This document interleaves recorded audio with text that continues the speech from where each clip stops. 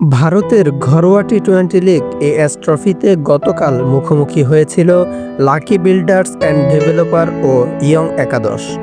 মহারাষ্ট্রের ঔরঙ্গাবাদের গারওয়ার স্টেডিয়ামে টস হেরে ব্যাট করতে নামা লাকি বিল্ডার্সকে উড়ন্ত সূচনা এনে দেন অধিনায়ক ইমরান প্যাটেল।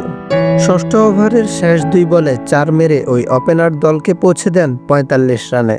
কিন্তু কে জানতো পরপর 2 বলে 4 মারা ইমরানের খুব কাছেই তখন অপেক্ষা করছিল মৃত্যু। টানা 2-4-এর পর মাঠের বাইরে থাকা সতীর্থরা যখন আনন্দিত, মাঠে থাকা প্যাটেল অসুস্থ বোধ করতে শুরু করেন। অসুস্থতা না কমায় প্যাটেল আম্পায়ারকে গিয়ে জানান তার ঘাড় ও হাতে ব্যথা করছে। ওষুধ খাওয়ার জন্য আম্পায়ারের কাছ থেকে বাইরে যাওয়ার অনুমতিও নেন তিনি। আম্পায়ার তাকে অনুমতি দিয়ে তাৎক্ষণিকভাবে হাসপাতালে যাওয়ারও পরামর্শ দেন, কিন্তু মাঠ ছেড়ে যাওয়ার সময় বাউন্ডারির কাছে গিয়ে লুটিয়ে পড়েন প্যাটেল।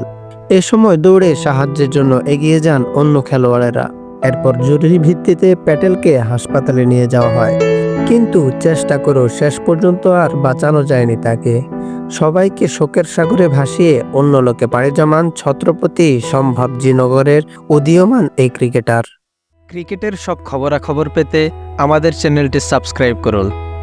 আপনার ভালো লাগা খারাপ লাগা আমাদের সাথে শেয়ার করতে অবশ্যই ভুলবেন না।